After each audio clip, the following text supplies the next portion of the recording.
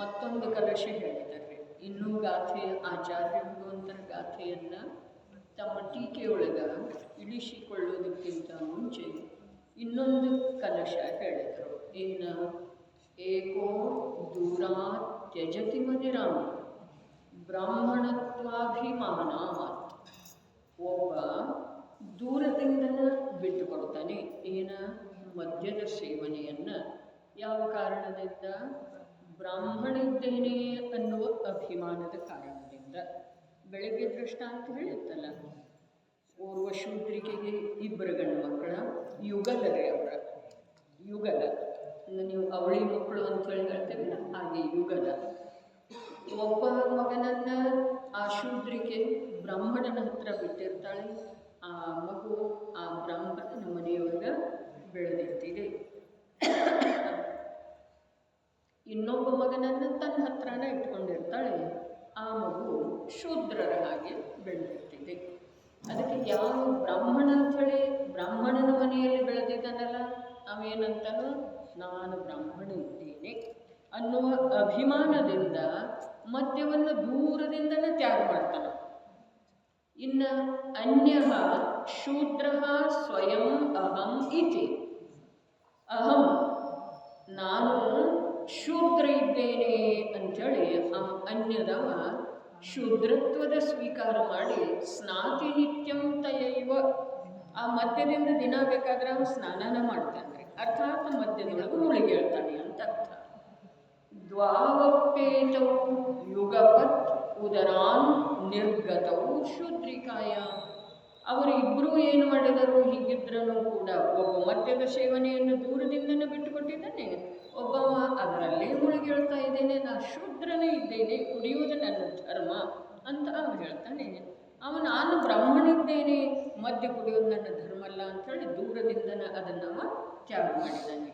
ಆದರೆ ದ್ವಾವಪ್ಪೇತವು ಇಬ್ಬರೂ ಯುಗಪತ್ ಉದರಾನ್ ನಿರ್ಗತವು ಶೂದ್ರಿಕಾಯ. ಯುಗಪತ್ ಜೊತೆಯಲ್ಲೇ ಶೂದ್ರಿಕೆಯ ಉದರದಿಂದ ಅವರಿಬ್ಬರು ಒಟ್ಟಿಗೆ ಜನಿಸಿದ್ದಾರೆ, ಅವಳಿ ಮಕ್ಕಳ. ಯುಗಪತ್ ಉದರಾನ್ ನಿರ್ಗತವು ಶೂದ್ರಿಕಾಯ.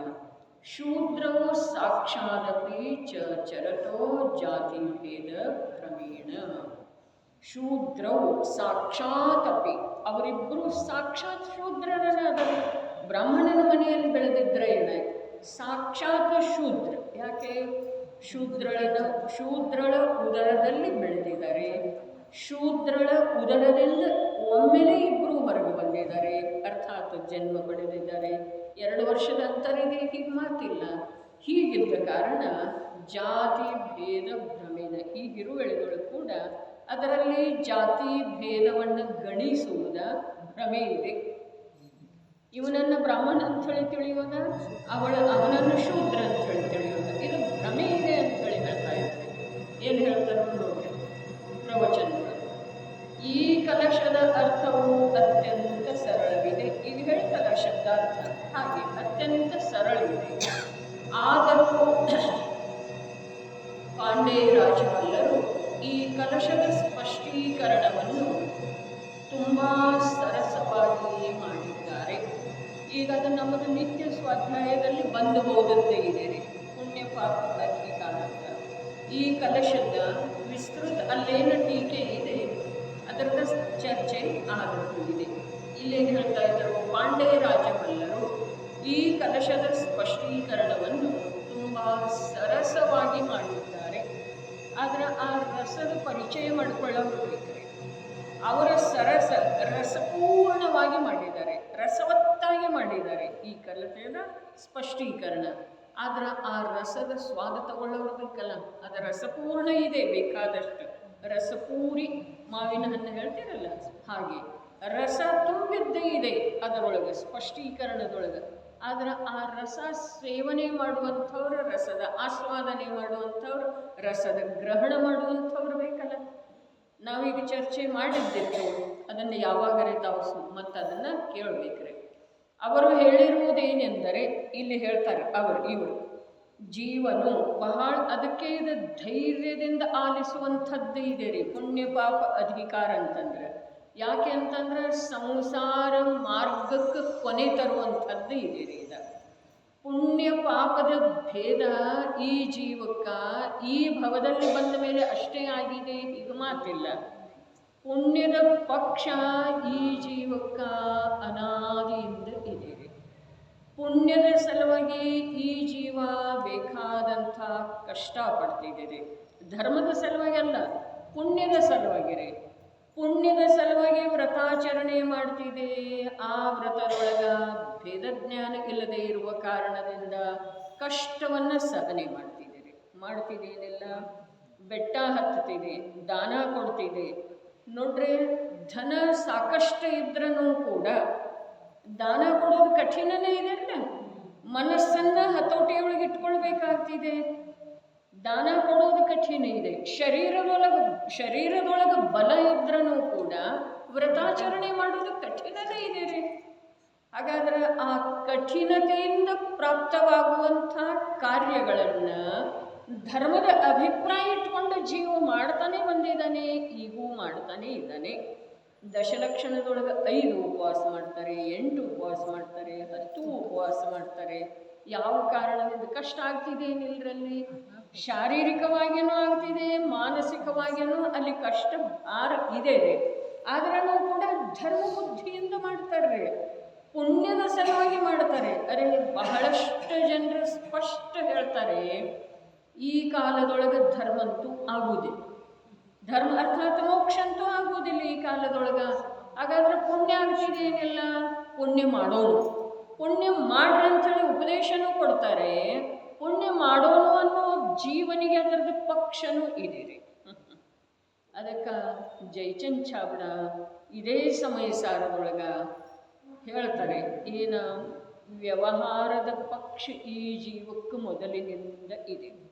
ವ್ಯವಹಾರದ ಪಕ್ಷ, ವ್ಯವಹಾರ ಏನ, ಪೂಜೆ ಮಾಡ್ರಿ, ಬಸ್ತಿ ಹೋಗ್ರಿ, ದಾನ ಕೊಡ್ರಿ, ವ್ರತ ಮಾಡ್ರಿ, ದೀಕ್ಷಾ ತಗೊಳ್ರಿ, ಮರಣಾಸನ್ನ ಆದಮೇಲೆ ಸಲ್ಲೇಖನ ತಗೊಳ್ರಿ, ಇನ್ನೇನು ಉಳಿಯುವುದಿಲ್ಲ, ಸಲ್ಲೇಖನ ಕೊಡ್ರಿ ಅಂಥೇಳಿ ಪರಸ್ಪರದೊಳಗೆ ಮಾತಾಡ್ತಾರೆ. ಸಲ್ಲೇಖನ ಕೊಡಬೇಕನ್ನೋ ಅಭಿಪ್ರಾಯ. ಮತ್ತು ಒಂದೊಂದು ಸಲ ಆ ಜೀವಕ್ಕೂ ಕೂಡ ಇನ್ನೇನು ನಾನು ಉಳಿಯುವುದಿಲ್ಲ, ಸಲ್ಲೇಖನ ತಗೊಂಡ್ರೆ ಒಂದಿಷ್ಟು ಪ್ರಸಿದ್ಧಿರೇ ಆಗ್ತಿದೆ ಅನ್ನೋದು ಅಭಿಪ್ರಾಯದೊಳಗೆ ಇರ್ತಿದ್ದೀರಿ. ಸ್ಪಷ್ಟ ವಿಚಾರದೊಳಗೆ ಇಲ್ಲದಿದ್ರೂ ಕೂಡ ಅಭಿಪ್ರಾಯದೊಳಗೆ ಇರ್ತಿದೆ. ಈ ಅಭಿಪ್ರಾಯ ಅನ್ನೋದೇನಿದೆಯಲ್ಲ, ಇದು ಅನಂತ ಸಂಸಾರದ ಕಾರಣ ಇದೆ. ವಿಕಲ್ಪ ಏನಿದೆಯಲ್ಲ, ಅದು ಕರ್ಮಬಂಧದ ಕಾರಣ ಇದೆ ರೀ. ಭೇದ ತಿಳಿತೇನ್ರಿ? ಅಭಿಪ್ರಾಯ ಏನಿದೆಯಲ್ಲ, ಇದು ಅನಂತ ಸಂಸಾರದ ಕಾರಣ ಇದೆ. ಕಷಾಯ ಅಥವಾ ವಿಕಲ್ಪ ಏನಿದೆಯಲ್ಲ, ಅದು ಕರ್ಮಬಂಧದ ಕಾರಣ ಇದೆ ರೀ. ಅಭಿಪ್ರಾಯದಿಂದ ಕರ್ಮಬಂಧ ಆಗುವುದಿಲ್ಲ, ಆದರೆ ಆ ಕರ್ಮಬಂಧದೊಳಗೆ ದೀರ್ಘತನ ಬರ್ತಿದೆ ರೀ. ಆ ಕರ್ಮ ಪರಂಪರೆಯನ್ನು ಸತತ ನಡೆಸಿಕೊಂಡು ಹೋಗುವಂಥದ್ದು ಸಾಮರ್ಥ್ಯ ಅಭಿಪ್ರಾಯದೊಳಗಿದೆ. ಅದಕ್ಕೆ ಅಭಿಪ್ರಾಯದ ಫಲ ಅನಂತ ಸಂಸಾರ ಇದೆ. ವಿಷಯ ವಾಸನೆ ವಿಕಲ್ಪ ಅಥವಾ ಕಷಾಯದ ಫಲ ಕರ್ಮಬಂಧ ಇದೆ ರೀ. ಕರ್ಮ ಬಂಧ ಇದ್ದ ಏನು ಕರ್ಮ ಬಂಧ ಅದರನ್ನು ಕೂಡ ಅದು ಸ್ಥಿತಿಪೂರ್ಣ ಆದ ನಂತರ ಉದಯಕ್ಕೆ ಬಂದು ಖಾಲಿ ಆಗ್ತಿದ್ದೀರಿ. ಆದರೆ ಅನಂತ ಸಂಸಾರ ನಡೀತಾನೆ ಇರ್ತಿದೆ. ಅಭಿಪ್ರಾಯದಿಂದ ಅನಂತ ಸಂಸಾರ ಇದ್ದೀರಿ. ಅದಕ್ಕೆ ಇಲ್ಲಿ ಜಯಚಂದ್ ಛಾಬ್ಡಾ ಸಮಯಸಾರದ ಟೀಕೆಯೊಳಗನ ಭಾವಾರ್ಥ ಬರೆಯೊಳಗನ ಏನು ಹೇಳ್ತಾರೆ? ಈ ಜೀವಕ್ಕ ವ್ಯವಹಾರದ ರುಚಿ ಸ್ವಯಂ ಅನಾದಿಯಿಂದನೇ ಇದೆ. ಮತ್ತು ಅದರಲ್ಲಿ ಪರಸ್ಪರೊಳಗೆ ಆಚಾರ್ಯತ್ವವನ್ನು ಮಾಡ್ತಾರೆ. ಹೀಗೆ ಮಾಡ್ರಲ್ಲ, ಹೀಗೆ ಮಾಡ್ರಲ್ಲ, ಹೀಗೆ ಮಾಡ್ರಲ್ಲ, ಏನು ಇಷ್ಟೆಲ್ಲ ಏನು ತೊಗೊಂಡು ಸಾಯಮದಿ, ತೊಗೊಂಡು ಹೋಗಮದಿ, ಒಂದಿಷ್ಟು ದಾನ ಕೊಡು, ಬಸ್ತಿ ಕಟ್ಟಗ ನಿನ್ನ ಹೆಸರಾಗ್ತಿದ್ದಲ್ಲ ಕೊಡು. ಈ ಪ್ರಕಾರ ಆಚಾರ್ಯತ್ವ ಗ್ರಂಥ ಪ್ರಕಾಶನಕ್ಕೆ ಕೊಡು. ಅಲ್ಲಿ ಹೆಸರು ಹಾಕ್ತಾರಲ್ಲ, ಹೆಸರು ಹಾಕ್ತಾರದ ಮಾತು ಇರಲಿ, ಆದರೆ ಒಂದಿಷ್ಟು ಪುಣ್ಯ ಅದನ್ನು ತೊಗೊಂಡು ಹೋಗ್ಲಿಕ್ಕೆ ಬರ್ತಿದೆಯಲ್ಲ. ಧನ ಅಂತ ತೊಗೊಂಡು ಹೋಗ್ಲಿಕ್ಕೆ ಬರೋದಿಲ್ಲ, ಪುಣ್ಯ ತೊಗೊಂಡು ಹೋಗ್ಲಿಕ್ಕೆ ಬರ್ತಿದೆಯಲ್ಲ. ಅದಕ್ಕೆ ಈ ಪ್ರಕಾರದ ಆಚಾರ್ಯತ್ವ ಮಾಡ್ತಾರೆ ಪರಸ್ಪರೊಳಗೆ. ಆಚಾರ್ಯತ್ವ ಅಂದರೆ ಏನು ಹೇಳ್ತಾರೆ. ಅದಕ್ಕೆ ವ್ಯವಹಾರದಿಂದ ಅನಾದಿಯಿಂದ ಈ ಜೀವಕ್ಕೆ ವ್ಯವಹಾರದ ಪಕ್ಷ ಇದೆ. ಪರಸ್ಪರರಲ್ಲಿ ಆಚಾರ್ಯತ್ವವನ್ನೂ ಮಾಡ್ತಾರೆ. ಇನ್ನೊಂದು ಬಹಳ ಮುಖ್ಯ ಮಾತು ಇದೆ. ಜಿನಾಗಮದೊಳಗ ಹಸ್ತಾವಲಂಬನ ಅಂಥೇಳಿ ಅದರದ ಕಥೆ ಬಹಳಷ್ಟು ಬರ್ತಿದೆ. ಕಥನ ಯಾವುದರದ? ವ್ಯವಹಾರ ಧರ್ಮದ ಕಥನ ಬಹಳಷ್ಟು ಬರ್ತಿದೆ. ಯಾವುದರ ಸಲುವಾಗಿ?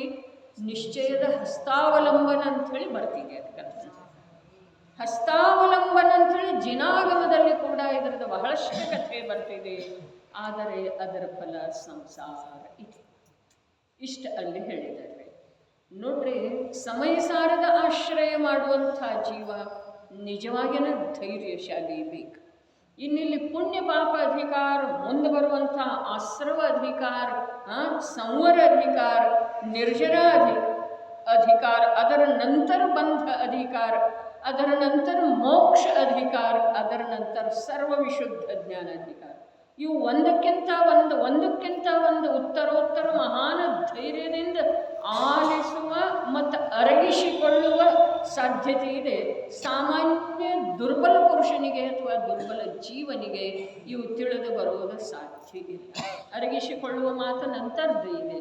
ಹಾಗಾದರೆ ಇಲ್ಲಿ ಸಾಮಾನ್ಯ ಜೀವವನ್ನು ನಾವು ಇಲ್ಲಿ ಅಥವಾ ಯಾವ ವಕ್ತಾ ಪುರುಷ ಇಲ್ಲಿ ಆ ಸಾಮಾನ್ಯ ಜೀವಗಳನ್ನು ಕಮ್ಮಿ ಅಂಥೇಳಿ ಗಣಿಸ್ತಾ ಇಲ್ಲ. ಆದರೆ ವಿಶೇಷತೆ ಅವರಲ್ಲಿ ಬರಬೇಕು ಅನ್ನೋ ಪ್ರೋತ್ಸಾಹನೇ ಇದೆ. ಅರೆ, ಸತ್ಯವನ್ನು ನಾನು ತಿಳ್ಕೊಳ್ಬೇಕು. ಸಾಮಾನ್ಯದ ಸಮೂಹದೊಳಗೆ ಎಷ್ಟು ಕಾಲ ಉಳಿಯೋದು ನಾನಿನ್ನು?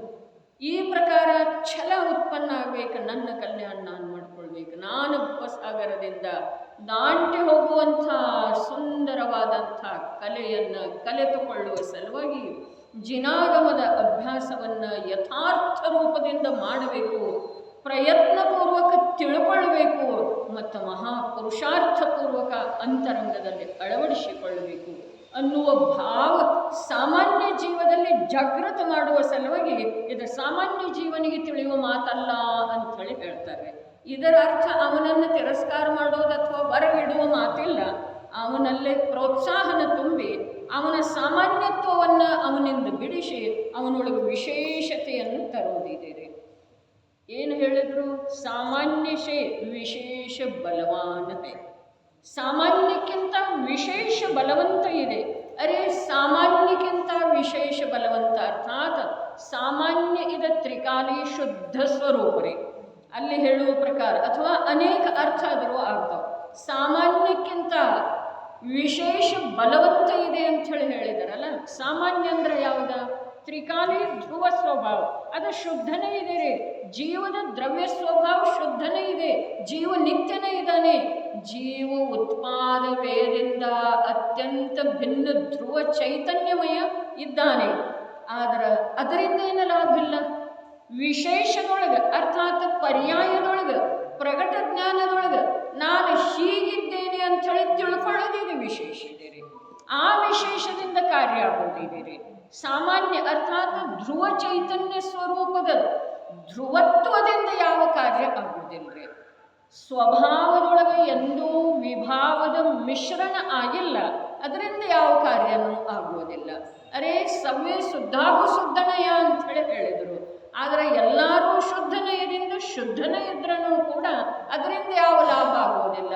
ಅಭವ್ಯ ಜೀವ ಕೂಡ ಶುದ್ಧನ ಅದನು, ದೂರಾನುದೂರ ಭವ್ಯ ಕೂಡ ಶುದ್ಧನೇ ಅದನು, ಅಭವ್ಯ ಸಮಭವ್ಯ ಜೀವ ಕೂಡ ಶುದ್ಧನೇ ಅದನು. ಆದರೆ ಯಾವಾಗ ಆ ಶುದ್ಧತೆ ಸ್ವೀಕಾರ ಮಾಡುವಂಥ ವಿಶೇಷತೆ ಅವನ ಪರ್ಯಾಯದೊಳಗೆ ಆಗ್ತಿದೆಯೋ ಆವಾಗ ಅದರಿಂದ ಅವನ ಕಾರ್ಯ ಆಗುವುದಿದೆ. ಅವನ ಕಾರ್ಯ ಏನಾಗೋದು? ಸಂಸಾರ ದುಃಖದಿಂದ ಬಿಡುಗಡೆಯಾಗಿ ಶಾಶ್ವತ ಮೋಕ್ಷ ಸುಖದ ಪ್ರಾಪ್ತಿಯಾಗೋದು. ಕಾರ್ಯ ಒಂದೇ ಇದೆ ರೀ ಜೀವದ, ಅನೇಕ ಕಾರ್ಯ ಇಲ್ಲ, ಕಾರ್ಯ ಒಂದೇ ಇದೆ ಈ ಜೀವದ. ಅನೇಕ ಪ್ರಕಾರದ ಉಪಾಯಗಳನ್ನು ಮಾಡ್ತಾ ಇದ್ರೂ ಕೂಡ ಕಾರ್ಯ ಒಂದೇ ಆಗಬೇಕಾಗಿದೆ.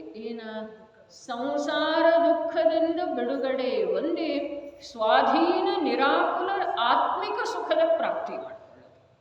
ಶಬ್ದ ಹೀಗಿದ್ರೂ ಕೂಡ ಸಾಮಾನ್ಯ ರೂಪದಿಂದ ಹೇಳಿದ್ರೆ ಅಥವಾ ಎಲ್ರಿಗೂ ತಿಳಿಯುವ ಹಾಗೆ ಹೇಳಿದ್ರೆ ದುಃಖದಿಂದ ಬಿಡುಗಡೆ, ಸುಖದ ಪ್ರಾಪ್ತಿ, ಇಷ್ಟೇ ಉದ್ದೇಶ ಇದೆ ಜೀವದ. ಜೇ ತ್ರಿಭುವನವೇ ಜೀವ ಅನಂತ, ಸುಖ ಚಾಹೇ ದುಃಖ ತೈರ್ಯವಂತ. ಮೂರು ಲೋಕದೊಳಗೆ ಅನಂತ ಜೀವಿದವೆ. ಪ್ರತಿಯೊಂದು ಜೀವ ಸುಖವನ್ನು ಬಯಸ್ತಿದೆ, ದುಃಖದಿಂದ ಭಯಭೀತ ಇದೆ. ದುಃಖ ನಾಶದ ಸಲುವಾಗಿ ಸತತ ಉದ್ಯಮ ಮಾಡ್ತಾ ಇರ್ತಿದೆ. ಹಾಗಾದ್ರೆ ಆ ಉದ್ಯಮದೊಳಗ ಆಗಬೇಕಾದಂಥ ಕಾರ್ಯ, ನಿಜವಾದ ಉದ್ಯಮ ಏನಾಗಬೇಕು? ಉದ್ಯಮ ಇಷ್ಟೇ ಆಗಬೇಕು, ಸುಖ ನನ್ನಲ್ಲೇನೇ ಇದೆ, ನಾನು ತ್ರಿಕಾಲ ಜ್ಞಾನದರ್ಶನ ಸ್ವಭಾವಿ ಇದ್ದೇನೆ, ನನ್ನಲ್ಲೇ ನಿರಾಕುಲ ಶಾಂತಿಯ ಸಾಗರ ತುಂಬಿದ್ದು ಇದೆ. ಈ ಪ್ರಕಾರ ಪರ್ಯಾಯದೊಳಗೆ ಸ್ವೀಕಾರ ಆಗೋದು, ಪರ್ಯಾಯದೊಳಗೆ ಶ್ರದ್ಧೆ ಆಗೋದು, ಪರ್ಯಾಯದೊಳಗೆ ಪ್ರತ್ಯಕ್ಷ ಅನುಭವ ಆಗೋದೇನಿದೆ ಇದು ಪ್ರಯೋಜನದ ಸಿದ್ಧಿ. ವಿಶೇಷ ಬಲವಾನ ಅರ್ಥಾತ್ ಪರ್ಯಾಯ ತಿಳಿದ್ರೇ ಕಾರ್ಯ ಆಗೋದಿದೆ. ದ್ರವ್ಯದೊಳಗೆ ಶುದ್ಧತೆ ಇದ್ದರೆ ಯಾವ ಕಾರ್ಯ ಆಗಲಿಲ್ಲ. ದ್ರವ್ಯದೊಳಗೆ ಸಿದ್ಧತ್ವ ಯಾವಾಗಲೂ ತುಂಬಿದ್ದೇ ಇದೆ. ಆದರೆ ಅದರಿಂದ ಆ ಸಿದ್ಧತ್ವದ ಅನುಭವ ಯಾರು ಮಾಡೋರು? ದ್ರವ್ಯ ಮಾಡೋದಿಲ್ಲ, ಪರ್ಯಾಯ ಮಾಡುವುದಿದೆ. ಅದರ ಸಲುವಾಗಿ ಸಾಮಾನ್ಯಕ್ಕಿಂತ ವಿಶೇಷ ಬಲವಂತ ಇದೆ ಅಂಥೇಳಿ ಹೇಳಿದರು. ವಿಶೇಷ ಅರ್ಥಾತ್ ಪರ್ಯಾಯದೊಳಗೆ ಸ್ವೀಕಾರ ಮಾಡೋದು. ಇನ್ನೊಂದು ಮಾತ, ಪರ್ಯಾಯದೊಳಗೆ ಸ್ವೀಕಾರ ಮಾಡುವ ಯೋಗ್ಯತೆ ಈ ಸಂಜ್ಞಿ ಪಂಚೇಂದ್ರಿಯಕ್ಕೆ ಮಾತ್ರ ಸಾಧ್ಯ ಇದೆ. ಅಸಂಜ್ಞೀಯದವರೆಗೆ ಆ ಮಾತ ಸಂಭವನೇ ಇಲ್ಲ, ಸಾಧ್ಯನೇ ಇಲ್ಲ. ಆ ಕಾರ್ಯ ಅವನಿಗೆ ಮಾಡಲಿಕ್ಕೇನೆ ಬರುವುದಿಲ್ಲ. ಒಂದು ಮಾತು. ಇನ್ನು ನರಕದೊಳಗ ಸಂಜ್ಞಿ ಪಂಚೇಂದ್ರಿಯತ್ವ ಇದ್ರೂ ಕೂಡ ಪ್ರತಿಕೂಲತೆಗಳಿಗೆ ಕೊನೆಯೇ ಇರುವುದಿಲ್ಲ. ಅಂದಮೇಲೆ ಈ ಜೀವದ ಅನಾದಿ ದೃಷ್ಟಿ ಸಂಯೋಗದ ಮೇಲೆ ಇರುವುದರಿಂದ ಆ ಸಂಯೋಗದೊಳಗ ನಿರಂತರ ಪ್ರತಿಕೂಲತೆ ಇರ್ತಾ ಇರುವುದರಿಂದ ಆ ನರಕದೊಳಗ ಸಂಯೋಗದಿಂದ ಭಿನ್ನ ಸ್ವಭಾವದ ಪರಿಚಯ ಆಗೋದ ವಾಸ್ತವದಲ್ಲಿ ಕಠಿಣ ಕಾರ್ಯ ಇದೆ.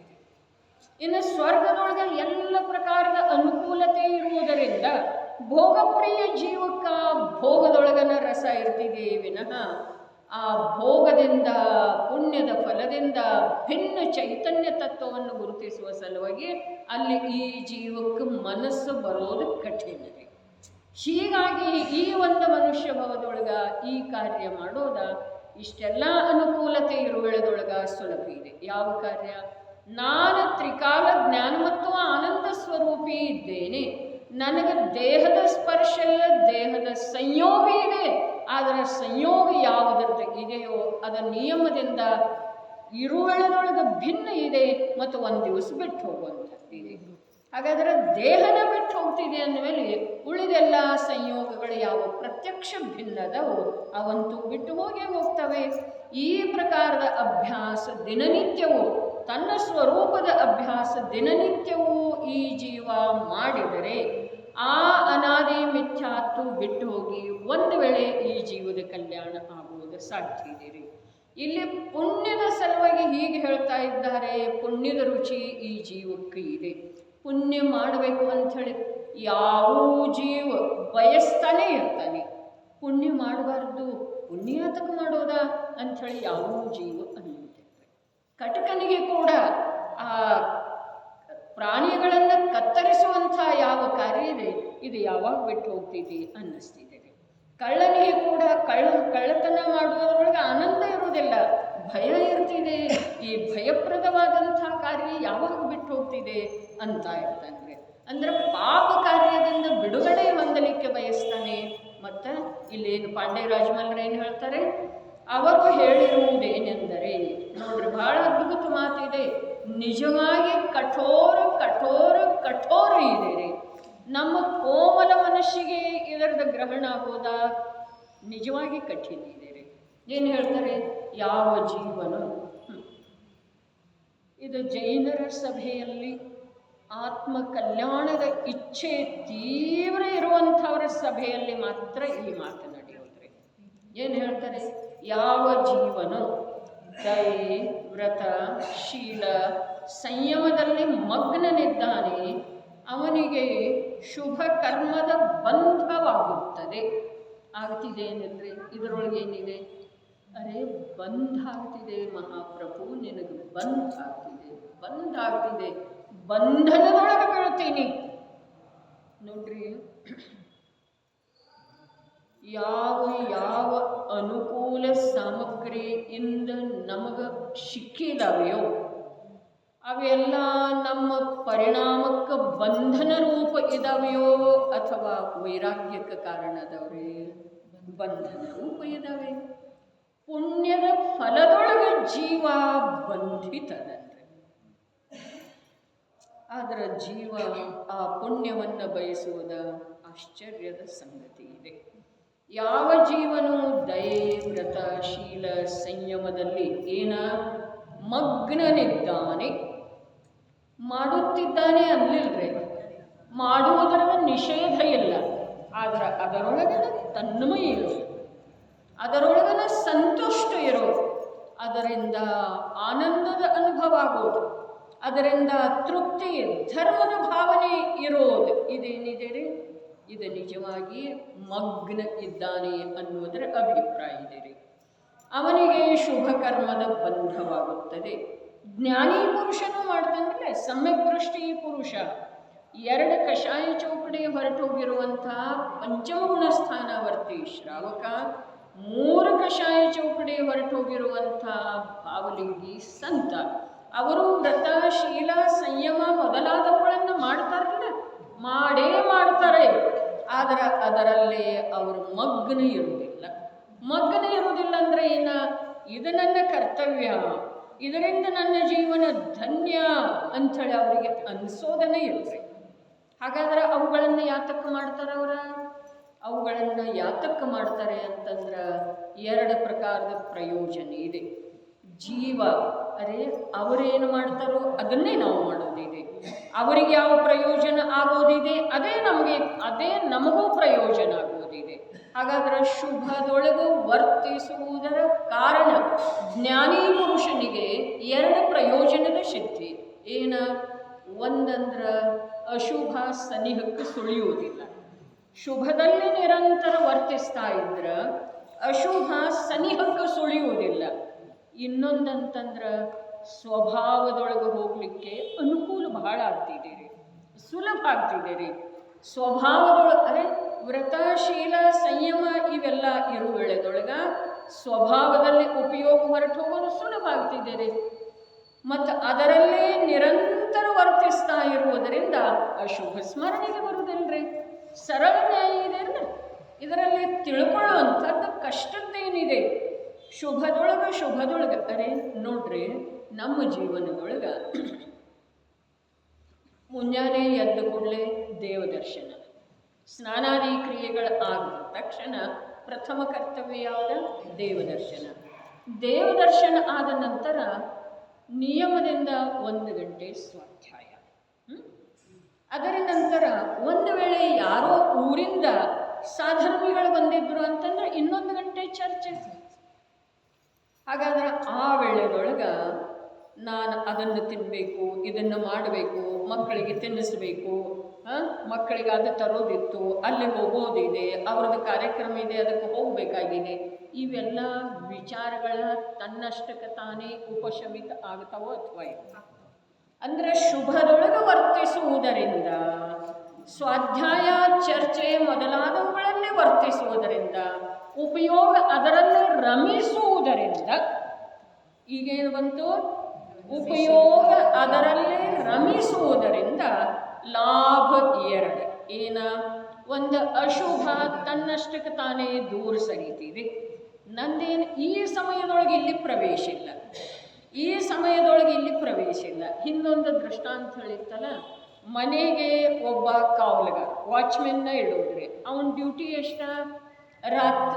ಸಾಯಂಕಾಲ 8ರಿಂದ ಬೆಳಿಗ್ಗೆ 7 ಗಂಟೆವರೆಗೆ ಅವನ ಡ್ಯೂಟಿ. ಮತ್ತು ಇವನ ಮನೆ ಕಳುವಾಗ್ತಿದೆ ಮಧ್ಯಾಹ್ನ 1 ಗಂಟೆಗೆ. ಆವಾಗ ಅವನ ತಪ್ಪೇನಿದೆ ರೀ? ಅವನನ್ನು ಇಟ್ಕೊಂಡಿರೋದ್ರ ಹಿಂದೆ ತಪ್ಪೇನಿದೆ ರೀ? ಏನೂ ಇಲ್ಲ. ಯಾಕಂತಂದ್ರೆ ಅವ ಯಾವ ವೇಳೆದೊಳಗೆ ಇದ್ದ ಆ ವೇಳೆದೊಳಗೆ ಮನೆ ಕಳ್ಳತನ ಆಗೇ ಇಲ್ಲ. ಯಾವಾಗಾಗಿದೆ? ಅವ ಯಾವಾಗ ಇಲ್ಲ ಆವಾಗ. ಸರಿ, ಅದೇ ಪ್ರಕಾರ ನೀನು ದೇವ ಪೂಜೆ ಸ್ವಾಧ್ಯಾಯ ಮಾಡ್ತಾ ಇರೋ ವೇಳೆದೊಳಗೆ ನಿನ್ನನ್ನು ವಿಷಯ ಕಷಾಯ ರೂಪದ ಕಳ್ಳರ ನಿನ್ನ ಜ್ಞಾನವನ್ನು ಕಳವು ಮಾಡೋದು ಸಾಧ್ಯ ಇಲ್ಲ. ಹಾಗಾದ್ರೆ ಯಾವಾಗ ಆಗ್ತಿದೆ? ಅದನ್ನು ಬಿಟ್ಟ ನಂತರ ಆಗ್ತಿದೆ. ಹಾಗಾದ್ರೆ ಅದನ್ನು ಹಗಲ ಹೊತ್ತು ಒಬ್ಬ ವಾಚ್ಮೆನ್ನ ಇಡೋದ್ರಿ. ಅಲ್ಲಿ ಮನೆ ಕಳುವಾಯ್ತಲ್ಲ ಮಧ್ಯಾಹ್ನ 1 ಗಂಟೆಗೆ, ಆವಾಗ ಅವ ಏನು ಮಾಡ್ತಾನ್ರಿ? ಅವನನ್ನು ತೆಗೆದು ಹಾಕ್ತಾನೆ. ನಿನ್ನ ಇಟ್ಕೊಂಡು ಏನು ಉಪಯೋಗ ಆಯ್ತು? ಹಗಲೇನ ಕಳ್ಳತನ ಆಯ್ತು ನನ್ನ ಮನೆಯೊಳಗೆ, ನೀನು ಇಟ್ಕೊಂಡೇನು ಉಪಯೋಗ ಅಂಥೇಳಿ ಆ ವಾಚ್ಮೆನ್ನ ಕಿತ್ತು ಹಾಕೋದಿಲ್ರಿ. ರಾತ್ರಿ ಆಗಿಲ್ಲ ಅಂದಮೇಲೆ, ಇವನ ವಿದ್ಯಮಾನತೆಯೊಳಗೆ ಮನೆ ಕಳವಾಗಿಲ್ಲ ಅಂದಮೇಲೆ ಇಂಥವನನ್ನ ಅಥವಾ ಇನ್ನೊಬ್ಬನನ್ನ ಹಗಲ ಹೊತ್ತನ್ನು ನಿಯಮಿಸಿ ಬಿಟ್ಟರೆ ಪ್ರಶ್ನೆ ಇಲ್ಲ. ಹೌದು ಅಥವಾ ಇಲ್ರಿ? ಸರಿ, ಅದೇ ಪ್ರಕಾರ ಇಲ್ಲಿ ಯಾವಾಗ ನಮ್ಮ ಕಷಾಯಗಳ, ನಮ್ಮ ವಿಷಯ ವಾಸನೆಗಳ ನಮ್ಮಲ್ಲೇ ಅಧಿಕಾಗಿ ನಮ್ಮ ಸ್ವರೂಪದ ವಿಸ್ಮರಣೆಯೊಳಗೆ ಪ್ರಮುಖ ಪಾತ್ರ ವಹಿಸೋದು ಕಂಡು ಬರ್ತಿದೆ, ಆ ವೇಳೆದೊಳಗೆ ಇವ 1 ಗಂಟೆ ಸ್ವಾಧ್ಯಾಯ ಮಾಡ್ತೇನಂತನೋ ಅದರಲ್ಲೇ ಉಳಿತಾನೆ. ಹೀಗೆ ಮಾಡಿದ ನಂತರ ಹೀಗೆ ಮಾಡ್ತಾ ಮಾಡ್ತಾ ಮಾಡ್ತಾ ಮಾಡ್ತಾ ಅವನ ಜ್ಞಾನ ರೂಪದ ನಿಧಿ ಸುರಕ್ಷಿತ ಉಳಿತಿದೆ. ಹೌದೇನಿಲ್ರಿ? ಕಳವಾಗುವುದಿಲ್ಲ. ಜ್ಞಾನ ರೂಪದ ನಿಧಿಯನ್ನು ಕಳವು ಮಾಡುವಂಥ ಕಳ್ಳರು ಎಲ್ಲಿ ಹೊರಗಿರುವುದಿಲ್ಲರಿ, ಅವರು ಒಳಗಿರ್ತಾರೆ. ವಿಷಯ ವಾಸನೆ ಮತ್ತು ಕಷಾಯದ ಭಾವ ಇವೇ ಕಳ್ಳದವರೇ. ಮತ್ತು ಎಲ್ಲಕ್ಕಿಂತ ದೊಡ್ಡ ಕಳ್ಳ ಅಥವಾ ಆ ಕಳ್ಳರ ಮಾಲೀಕೇನಿದನಲ್ಲ, ಅವನು ವಿಪರೀತ ಮನ್ನನೆ. ದೇಹ ಅಂದ್ರೆ ನಾನು, ಈ ಸಂಯೋಗದಿಂದ ನನಗೆ ಸುಖ, ಮಕ್ಕಳ ಆರೋಗ್ಯವಾಗಿದ್ರ, ಮಕ್ಕಳ ಸಂತೋಷವಾಗಿದ್ರ, ಮಕ್ಕಳ ಜೀವನಕ್ಕೆ ಸಾಲುವಷ್ಟು ಧನ ನಾನು ಇಟ್ನು ಅಂತಂದ್ರೆ ನನಗೆ ಸುಖ. ಈ ಪ್ರಕಾರದೇನು ಬುದ್ಧಿ ವಿಪರೀತ ಮನ್ನನೆ ಇದೆಯಲ್ಲ, ಈ ವಿಪರೀತ ಮನ್ನನೆ ಮಹಾ ಕಳ್ಳ ಇದೆ ರೀ. ಅದು ವಿಷಯ ವಾಸನೆಗೆ ಮತ್ತು ಕಷಾಯಕ್ಕೆ ಪೋಷಣೆ ನೀಡ್ತಾ ಇರ್ತಿದೆ. ಹೀಗಾಗಿ ಈ ಜೀವ ಜ್ಞಾನಾಭ್ಯಾಸದೊಳಗ, ವ್ರತಾಭ್ಯಾಸದೊಳಗ, ಶೀಲ ಸಂಯಮಾದಿಗಳಲ್ಲಿ, ಯಾತ್ರಾದಿಗಳನ್ನು ಮಾಡುವುದರಲ್ಲಿ, ದಾನ ಕೊಡುವುದರಲ್ಲಿ, ಧರ್ಮದ ಕಾರ್ಯಕ್ರಮಗಳನ್ನು ನಿತ್ಯ ನಡೆಸುವುದರಲ್ಲಿ ಒಂದಲ್ಲ ಒಂದು ನೆಪದಿಂದ ಧರ್ಮವನ್ನೇ ತರುತ್ತಾರೆ. ಮಕ್ಕಳಿಗೆ ನಾಮಕರಣ ಇತ್ತು ಅಂತಂದ್ರೆ ಧಾರ್ಮಿಕ ಕಾರ್ಯಕ್ರಮ, ಮಂದಿರದೊಳಗೆ 2 ಗಂಟೆ ಪೂಜೆ ಆಗ್ತಿದೆ, ವಿಧಾನ ಆಗ್ತಿದೆ, ಆಮೇಲೆ ಸಾಧರ್ಮಿಗಳದ ಸಂಯೋಗ ಆಗ್ತಿದೆ, ಅವ್ರನ್ನೆಲ್ಲ ಬರಮಾಡಿಕೊಂಡಿರ್ತಾನೆ. ನೋಡ್ರಿ, ಇದು ಮಾತು ಹೀಗಿದೆ, ಮಾಡಿದ್ದ ಅಡಿಗೆ ಒಂದೇ ಪ್ರಕಾರದ. ಯಾವುದೋ ಕಾರ್ಯಕ್ರಮದಲ್ಲಿ ಮಕ್ಕಳು ನಾಮಕರಣ ಅಂತ ಹೇಳಿ ಹೇಳ್ತಾನೆ, ಅಥವಾ ಮದುವೆ ಅಂಥೇಳಿ ಅನ್ನೋನು, ಆ ವೇಳೆದೊಳಗೆ ಮಾಡಿರುವ ಅಡಿಗೆ ಒಂದೇ ಆದ್ರೂ ತಮ್ಮ ಬಂಧು ವರ್ಗದವರಿಗೆ, ಆಪ್ತ ಇಷ್ಟರಿಗೆ ಊಟ ಮಾಡಿಸುವ ವೇಳೆದೊಳಗೆ ಅಂತರಂಗದಲ್ಲಿ ಇರುವ ಭಾವ, ಮತ್ತು ಸಾಧರ್ಮಿಗಳಿಗೆ ಊಟ ಮಾಡಿಸ್ತಾ ಇರುವ ವೇಳೆದೊಳಗೆ ಅಂತರಂಗದಲ್ಲಿ ಇರುವ ಭಾವ, ಇದರಲ್ಲೇ ಮಹಾ ವ್ಯತ್ಯಾಸ ಇದೆ. ಇದನ್ನು ನಾವು ಕಂಡುಕೊಳ್ಳಬೇಕು. ಅಲ್ಲೇನು ಇದೆಯಲ್ಲ ರಿಲೇಷನ್ ಒಳಗೆ ರಕ್ತ ಸಂಬಂಧಿಕರಲ್ಲೇ ಈ ಯಾವ ಕಾರ್ಯ ವ್ಯವಹಾರ ನಡೆದಿರ್ತಿದೆಯಲ್ಲ, ಅಲ್ಲಿ ಭಯ ಇದೆ, ಸ್ವಾರ್ಥ ಇದೆ, ಮೋಹ ಇದೆ, ದೊಡ್ಡಿಸ್ತಿಕೆ ಇದೆ, ಎಲ್ಲ ಇದೆ. ಇಲ್ಲೇನೂ ಇರುವುದಿಲ್ಲ. ಅದನ್ನು ತಮ್ಮಲ್ಲೇ ತಾವು ಅವಲೋಕನೆ ಮಾಡಿಕೊಳ್ಳೋದು. ಅದಕ್ಕೆ ಸಾಧರ್ಮಿಗಳನ್ನು ಕರೆಸೋದ, ಸಾಧರ್ಮಿಗಳ ಜೊತೆ ಮಾತಾಡ್ತಾ ಇರೋದ, ಸ್ವಲ್ಪ ಆ ಕಡೆ ಇನ್ನೂ ಟೈಮ್ ಇದೆ ಊಟಕ್ಕೆ ಅಂತಂದ ನಂತರ ಮತ್ತೇನ ಈಗ ನಿಮ್ಮದು ಪುರುಷಾರ್ಥ ಸಿದ್ಧಿ ಉಪಾಯ ಎಲ್ಲಿಗೆ ಬಂತು, ಈ ಪ್ರಕಾರದ ಮಾತಾಡೋದ. ಇದರಿಂದ ಏನಾಗ್ತಿದ್ದೀರಿ? ಇದರಿಂದ ಪಾಪ ಪೋಷಣೆ ಆಗುವಂಥ ಸನ್ನಿವೇಶದೊಳಗೂ ಕೂಡ ಪುಣ್ಯದ ಮಾರ್ಗದಿಂದ ಇವು ಚ್ಯುತ ಆಗುವುದಿಲ್ಲ. ಹೀಗೆ ಎಷ್ಟಾಗ್ತಿದೆಯಲ್ಲ, ಅರ್ಥಾತ್ ಒಂದೇ ಒಂದು ಏನು ಹೇಳ್ತು?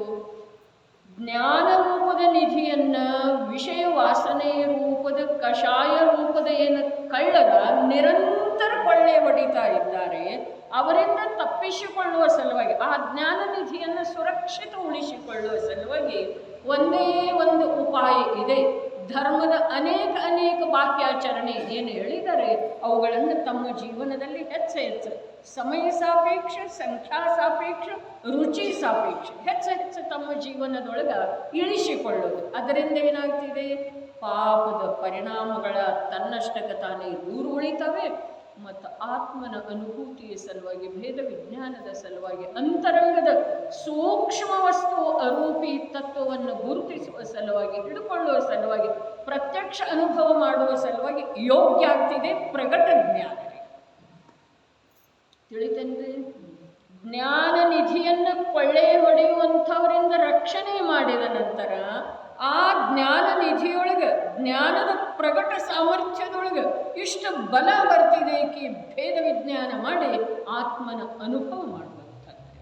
ಹಾಗಾದರೆ ಇಲ್ಲಿ ಎಲ್ಲ ಮಾಡೋದಿದೆ, ಏನ ವ್ರತ, ಶೀಲ, ಸಂಯಮ ಮೊದಲಾದವುಗಳನ್ನೆಲ್ಲ ಮಾಡೋದಿದೆ, ಆದರೆ ಅದರಲ್ಲಿ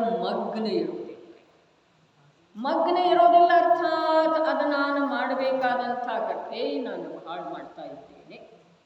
ತನ್ನಷ್ಟಕ್ಕೆ ತಾನು ಆ ಕಾರ್ಯಗಳಲ್ಲಿ ತೃಪ್ತಿ ಪಟ್ಕೊಳ್ಳೋದ, ಧನ್ಯತೆಯ ಅನುಭವ ಮಾಡೋದ, ನಾನು ಯೋಗ್ಯ ಕಾರ್ಯ ಮಾಡಿದ್ದೇನೆ, ಮನುಷ್ಯ ಕರ್ತವ್ಯ ಮಾಡಿದ್ದೇನೆ, ಜೈನ ಕುಲದೊಳಗೆ ಹುಟ್ಟಿದ ನಂತರ ಏನು ಮಾಡಬೇಕೋ ಅದನ್ನೆಲ್ಲ ಮಾಡಿದ್ದೇನೆ ಅಂಥೇಳಿ ಇನ್ನು ತಿಳ್ಕೊಂಡ, ಅದರಲ್ಲೇ ತೃಪ್ತಿ ಪಟ್ಕೊಂಡ ಅಂತಂದ್ರೆ ಅವನಿಗೇನಾಗ್ತಿದೆ, ಕೇವಲ ಕರ್ಮ ಬಂಧ ಆಗ್ತಿದೆ. ಯಾವ ಕರ್ಮದ ಬಂಧ? ಶುಭ ಕರ್ಮನ ಅಶುಭ ಕರ್ಮ ಅಂಥೇಳಿ ತಾವು ಕೇಳಿದರ, ಶುಭ ಕರ್ಮ ಆಗುವಳೆದೊಳಗೂ ಕೂಡ ಅಶುಭದ ತಳಹದಿಯ ಮೇಲೆ ಆಗ್ತಿದೆ. ಅಶುಭದ ತಳಹದಿ ಏನ? ಶುಭವನ್ನು ಒಳ್ಳೆಯದಂಥೇಳಿ ತಿಳ್ಕೊಳ್ಳೋದೇ ಅಶುಭದ ತಳಹದಿ. ಅದಕ್ಕೆ ಇದು ಧೈರ್ಯದಿಂದ ಆಲಿಸಬೇಕು. ಧೈರ್ಯದಿಂದ ಸ್ವಲ್ಪ ಸಮಯ ಸತ್ಯದ ಗ್ರಹಣ ಮಾಡುವ ಪ್ರಯತ್ನ ಮಾಡಿದ್ದೇ ಆದ್ರೆ ಅಲ್ಲಿ ಇಷ್ಟ ಆನಂದ ಆಗ್ತಿದೆ. ಅಲ್ಲ, ಏನು ಆನಂದ ಆಗ್ತಿದೆ? ಶುಭದೊಳಗೆ ಮಗ್ನ ಇರೋದು ಏನಿದೆ, ಶುಭ ನನ್ನ ಕರ್ತವ್ಯ ಅಂದುಕೊಳ್ಳೋದೇನಿದೆ, ಇದುವೇ ಅಶುಭ ಇದೆ. ಮುಂಜಾನೆ ಹೇಳಿದ್ದಿತ್ತಲ್ಲ, ಏನು ಹೇಳಿದ್ದಿತ್ತು? ಶುಭವನ್ನು ಒಳ್ಳೆಯದ ಅನ್ನೋದು. ಅರೆ ಇದು ಆಶ್ರವದೊಳಗಿನ ಒಂದು ಭೇದದ ಕುರಿತು ನಾವು ಇಷ್ಟು ಬುದ್ಧಿ ಮಾಡಿದೆವು, ಆಶ್ರವದ ಇನ್ನೊಂದು ಭೇದದ ಕುರಿತು ಅನಿಷ್ಟ ಬುದ್ಧಿ, ಅರ್ಥಾತ್ ರಾಗ ಮತ್ತು ದ್ವೇಷ ಮಾಡಿದೆವು. ಮೊದಲೇ ಆಶ್ರವ ರೂಪದ ಶತ್ರು ಮಹಾನ್ ಪ್ರಬಲ ಇದೆ, ಅದನ್ನು ಗೆಲ್ಲೋದು ಬಹಳ ಕಠಿಣ. ಅದಕ್ಕೆ ಆಶ್ರವದ ಪ್ರಾರಂಭದೊಳಗೆ ಹೇಳ್ತಾರಲ್ಲ, ಏನು ಹೇಳ್ತಾರೆ? ಇಡೀ ವಿಶ್ವವನ್ನೆಲ್ಲ ಜಯಿಸಿ ಮದೋನ್ಮತ್ತವಾದ ಆಶ್ರವವು ಸಮರಾಂಗಣದಲ್ಲಿ ಬಂದು ನಿಂತುಕೊಳ್ಳುತ್ತದೆ. ನೆನಪಿದೆ? ಇಡೀ ವಿಶ್ವವನ್ನೆಲ್ಲ ಜಯಿಸಿ, ವಿಶ್ವವನ್ನೆಲ್ಲ ಜಯಿಸಿ, ವಿಶ್ವವನ್ನಂತಂದ್ರೆ ಹೀನ ಜೀವರುಗಳನ್ನು, ಮಂದಬುದ್ಧಿಯ ಜೀವರುಗಳನ್ನು, ಅರ್ಥಾತ್ ಅಸಂಜ್ಞೆಯವರೆಗಿನ ಜೀವರುಗಳನ್ನು, ನಿಗೋದಿ ಜೀವಗಳನ್ನು, ಹೀಗಲ್ಲ, ವಿಶ್ವವನ್ನೆಲ್ಲ ಜಯಿಸಿ, ಅರ್ಥಾತ್ ಪಂಚಮಹಾವ್ರತದ ಪರಿಪಾಲನೆ ಮಾಡುವಂಥ ದ್ರವ್ಯಲಿಂಗಿ ಮುನಿಯನ್ನು ಜಯಿಸಿದ್ದೀರಿ ಆಶ್ರಮ. ಮತ್ತಾರನ್ನು 11 ಅಂಗ 9 ಪೂರ್ವದ ಪಾಠಿ ಇರುವಂಥ ಶ್ರುತಜ್ಞಾನಿಯನ್ನು, ಶಾಸ್ತ್ರಜ್ಞಾನಿಯನ್ನು ಜಯಿಸಿದ್ದೀರಿ. ಅಂಥದ್ದ ಸಮರಾಂಗಣದಲ್ಲಿ ಬಂದು ನಿಂತುಕೊಳ್ಳುತ್ತದೆ. ಯಾವಾಗ? ಮನುಷ್ಯ ರೂಪದಿಂದ ಈ ಜೀವ ಜನ್ಮ ತಾಳ್ತಾ ಇದ್ದ ಹಾಗೆ ಎದುರಿಗೆ ಬಂದು ನಿಂತಿದ್ದೆ. ಅದಕ್ಕೆ ಅಪ್ಪಾಜಿ ಎಷ್ಟು ಸುಂದರ ವಿವರಣೆ ಕೊಟ್ಟಿದ್ದರು. ಆದಿದೇವನನ್ನ ಯುಗದ ಆದಿಯೊಳಗ 83 ಲಕ್ಷ ಪೂರ್ವದವರೆಗೆ ಜಯಿಸಿಟ್ಕೊಂಡಿತ್ತು. ಆ ಅಸ್ತ್ರ ಹುಟ್ಟಿದ ಆರಂಭ್ಯದಿಂದ ಎಂದಿನವರೆಗೆ 83 ಲಕ್ಷ ಪೂರ್ವ ವರ್ಷಗಳವರೆಗೆ. ಪೂರ್ವ ಯಾವುದಕ್ಕಂತಾರೆ? 70 ಕೋಟಿ 56,000. ಏನು 70 ಕೋಟಿ 10 ಸೊನ್ನೆ ಬರ್ಬೇಕಲ್ಲ, 70 56 ಬರೀತು ಅಂದ್ರೆ 70 ಕೋಟಿ 56,000 ಲಕ್ಷ ಎಂದರೆ ಬರ್ತಿದೆ. ಒಟ್ಟಿನಲ್ಲಿ ಅಂಕಿ ಏನಿದೆ? 70 ಬರೆಯೋದಾ, ಅದರ ಮುಂದೆ 56 ಬರೆಯೋದಾ, ಅದರ ನಂತರ 70,56,000 ಕೋಟಿ. 70,56,000 ಕೋಟಿ. 70 ಲಾಖ 70 ಲಕ್ಷ 56,000 ಕೋಟಿ ರೀ. ಅದಕ್ಕೊಂದು ಪೂರ್ವ ಅಂತಾರೆ. ಅಂಥದ್ದು 83 ಅಲ್ಲ, 83 ಲಕ್ಷ ಪೂರ್ವ. ಬರೀ 83 ಪೂರ್ವ ಅಲ್ಲ, 83 ಲಕ್ಷ ಪೂರ್ವ. ಅಷ್ಟು ಕಾಲದವರೆಗೆ ಆ ಆದಿದೇವನನ್ನ ಜನ್ಮತಃ ಮತಿ ಶ್ರುತ ಅವಧಿಜ್ಞಾನ ಸಂಪನ್ನ ಗರ್ಭ ಕಲ್ಯಾಣ ಜನ್ಮ ಕಲ್ಯಾಣ ಸ್ವರ್ಗದ ದೇವಗಳೆಲ್ಲ ಬಂದ ಮಾಡಿ ಹೋಗಿದ್ದಾರೆ. ಆದರೂ ಆ ಆಶ್ರವ ತನ್ನ ಹಿಡಿತದಲ್ಲಿ ಇಟ್ಕೊಂಡು ಬಿಟ್ಟಿದೆ. ಯಾರನ್ನ? ಆ ಪ್ರಥಮ ತೀರ್ಥಂಕರನಾಗಬೇಕಾದಂಥ ಜೀವವನ್ನ. ಚರಮ ದೇಹಧಾರಿ ರೀ, ಅಂತಿಮ ದೇಹಧಾರಿ. ಆ ಜೀವವನ್ನ ಅಷ್ಟು ಕಾಲದವರೆಗೆ ಹಿಡಿತದಲ್ಲಿ. ಇಷ್ಟೇ ಅಲ್ಲ, ಯಾವಾಗ ನೀಲಾಂಜನೆ ನೃತ್ಯ ಮಾಡ್ತಾ ಮಾಡ್ತಾ ಸತ್ತು ಹೋಗ್ತಾಳ, ಆವಾಗ ಅವನ ಮನಸ್ಸು ಹೇಳ್ತಾ ಇರ್ತಿದೆ, ಇದು ಮರಣಂತೂ ಜೀವನ ಸಂಸಾರದ ಸ್ವರೂಪನೇ ಇದೆ. ಇನ್ನೊಂದು ಮನಸ್ಸು ಹೇಳ್ತಿದೆ, ಈಗಿದನ್ನು ಹೇಗಲ್ಲಗಳೆಯುವುದ, ಈಗಲ್ ಇಂತಿದಂ ಕಡೆಗಣಿಪೆಂ, ಈಗಿದನ್ನು ಹೇಗಲ್ಲಗಳೆಯುವುದು. ಪ್ರತ್ಯಕ್ಷ ನೃತ್ಯ ಮಾಡ್ತಾ ಮಾಡ್ತಾ ದೇವಾಂಗನೇ ಆಯುಪೂರ್ಣಾಗಿ ವಿಲಯಕ್ಕೆ ಪ್ರಾಪ್ತ ಆಗಿದ್ದಾಳೆ. ಈಗಿದನ್ನು ಹೇಗಲ್ಲಗಳೆಯೋದು. ಒಂದು ಮನಸ್ಸು ಹೇಳ್ತಾ ಇದೆ, ಇನ್ನೊಂದು ಹೇಳ್ತಾ ಇದೆ, ಇರ್ಲಿ ತಗೋ, ಅದೆಲ್ಲ ನಡೆಯೋದಿಲ್ಲ. ಹಾಗಾದ್ರೆ ಇನ್ನು ನಾ ಯಾರ ಸಲುವಾಗಿ ಬದುಕಲಿ ಅಂತಿರ್ತಾರ್ರಿ ಇವರ. ಪತಿ ವಿಯೋಗ ಆದ ನಂತರ ಅಥವಾ ಏಕೈಕ ಪುತ್ರನ ವಿಯೋಗ ಆದ ನಂತರ ಅಳ್ತಿರ್ತಾರಲ್ಲ. ಆಮೇಲೆ ಏನು ಮಾಡಿದ್ರು ಶವ ಬಿಡೋದಿಲ್ರಿ. ಆಮೇಲೆ ಶವ ತಗೊಂಡು ಹೋದ ನಂತರ ಇದೇನು ಹೊಸದೈತನ, ಎಲ್ಲರಿಗೂ ನಡೆಯೋದನ, ಒಂದು ಸ್ವಲ್ಪ ನೀರು ಕುಡಿ ಅಂತಂದ್ರೆ ಕುಡಿತಾರ್ರಿ. ಆಮೇಲೆ ಕಣ್ಣಿಗೆ ಕತ್ಲೆ ಬಂದು ಬಿತ್ತು ಅಂತಂದ್ರೆ ಡಾಕ್ಟರ್ ಬರ್ತಾನೋ, ಮೊದಲು ಅವ್ರಿಗೆ ಹಾಕ್ರಿ ಅಂತೇಳಿ ಹೇಳ್ತಾನ. ಇವೆಲ್ಲ ನಡೀತಾವೆ. ಅಂದ್ರನೇ ಏನ? ವೈರಾಗ್ಯದ ಪ್ರಸಂಗದೊಳಗ ವೈರಾಗ್ಯ ಗೆಲ್ತಿದೆಯೇನ ಮೋಹ ಗೆಲ್ತಿದೆ? ಮೋಹನ ಗೆಲ್ತಿದೆ. ನಮ್ಮ ಜೀವನದೊಳಗೆ ವೈರಾಗ್ಯದ ಪ್ರಸಂಗ ಅನೇಕ ಬಂದಿದಾವ್ರಿ. ಆದ್ರೆ ಗೆಲುವು ಯಾರ್ದಾಯ್ತು ಕೊನೆಗೆ? ಮೋಹದ್ದನರೇ. ಅನಾದಿ ಮೋಹದ್ದ. ಅನಾದಿ ಮೋಹ ಸದೈವ ಜೈಶಾಲಿ ಜೈಶಾಲಿ ಜೈಶಾಲಿ. ಅದಕ್ಕೆ ಹೇಳಿದ್ರು, ಇಡೀ ವಿಶ್ವವನ್ನೆಲ್ಲ ಗೆದ್ದು ಮದೋನ್ಮತ್ತವಾದ ಆಸ್ತ್ರವವು. ಅರೆ ಅದಕ್ಕೆ ಮದ ಬರೋದನಲ್ಲ, ಬರೋದು ಅಥವಾ ಇಲ್ರಿ, ಯಾರನ್ನೂ ಬಿಟ್ಟಿಲ್ಲ. ಅದು ಎಲ್ಲರ ಮೇಲೆ ತನ್ನ ಅಧಿಕಾರ ನಡೆಸ್ತಾ ಇದೆ ಅಂದಮೇಲೆ ಅದಕ್ಕೆ ಮದ ಬರೋದಲ್ಲ. ಅಂಥ ಆಸ್ತ್ರವ ಈಗ ನಿನ್ನ ಜೊತೆಗೆ, ನಿನ್ನ ಎದುರಿಗೆ ಬಂದು ನಿಂತದ್ದಿದೆ ನೋಡಿ, ಅದರ ಜೊತೆ ಹೇಗೆ ಹೋರಾಡ್ತಿ ಹೋರಾಟ ಸಮರಾಂಗಣದಲ್ಲಿ ಬಂದು ನಿಂತುಕೊಳ್ಳುತ್ತದೆ. ಅದೇನು ಸಾಮಾನ್ಯ ಅಲ್ಲ, ಎಂಥದ್ದಿದೆ ಅದು. ಇಡೀ ವಿಶ್ವವನ್ನೆಲ್ಲ ಜಯಿಸಿದ್ದಿದೆ. ನಿನ್ನನ್ನು ಎಷ್ಟು ಬಾರಿ ಜಯಿಸಿದೆ? ಅನಂತ ಕಾಲದಿಂದ ಜಯಿಸಿದ್ದಿದೆ. ನಾವು ಯಾವುದರ ವಶ ಆದೇವ್ರಿ? ಮೋಹದ ವಶನಾದೇವಲ್ಲ. ಏನು ಸಂಸಾರದ ಅಸಾರತೆಯನ್ನು ಕ್ಷಣಭಂಗುರತೆಯನ್ನು ಕಂಡಿಲ್ಲ ಹೀಗೆ ಮಾತಿಲ್ಲ. ಕಂಡ್ರೂ ಕೂಡ ಅದರ ವಿಶ್ವಾಸ ಮಾಡಿಕೊಡುವುದಿಲ್ಲದು. ಯಾವುದ? ಆಸ್ತ್ರವರೇ ಮಾಡಿಕೊಡುವುದಿಲ್ಲ, ವಿಶ್ವಾಸ ಮಾಡಿಕೊಡುವುದಿಲ್ಲ. ಅರೆ ನಾವು ಧರ್ಮದ ಸಲುವಾಗಿ ಅಷ್ಟೇ ಜೀವಂತ ಇದೆಯೋ ಅಥವಾ ಧರ್ಮ ಒಂದು ಅಂಗ ಇದೆ ರೀ ನಮ್ಮ ಜೀವನದೊಳಗೆ. ಆ ಅಂಗ ಕೂಡ ಅನಿವಾರ್ಯ ಇಲ್ಲ, ಅನಿವಾರ್ಯ ಇಲ್ಲ.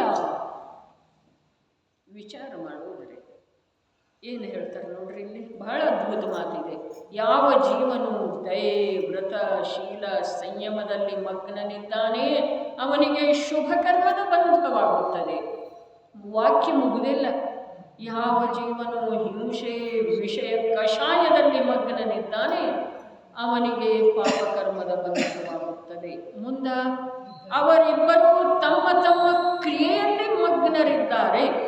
ಅವರು ಮಿಥ್ಯಾತ್ವದ ಕಾರಣ ಶುಭ ಕರ್ಮವು ಒಳ್ಳೆಯದಿದೆ ಮತ್ತು ಅಶುಭ ಕರ್ಮವು ಕೆಟ್ಟದ್ದಿದೆ ಎಂದು ಮನ್ನಿಸುತ್ತಾರೆ.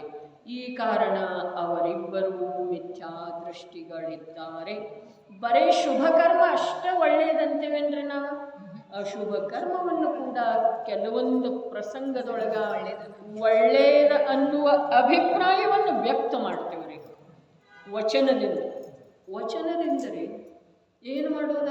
ಗ್ರಂಥದೊಳಗೆಲ್ಲ ಹೇಳಿದ್ದಾರೆ. ಆದರೆ ನಡಿಬೇಡನ ಹಾಗೆ ನಡೆದ್ರೆ ಹೇಗೆ ಜೀವನ ಆಗೋದ? ಗ್ರಂಥದ ಅನುಸಾರ ನಡಿಲಿಕ್ಕೆ ಹೋದೆವಂದ್ರೆ ನಿಂದು 3 ದಿವಸನೂ ಜೀವನ ಆಗೋದಿಲ್ಲ. ಏನು ಆಗ್ತಿದೇನ? ಆಗುತ್ತೆ. ನಮ್ಮ ಮನಸ್ಸನ್ನು ಹೇಳ್ತಿರ್ತಿದ್ದೆ, ಆಗುವುದಿಲ್ಲ. ಔಷಧಿಯಿಂದ ಗುಣ ಆಗುವುದಿಲ್ಲ ಅಂಥೇಳಿ ಹೇಳ್ತಾರೆ.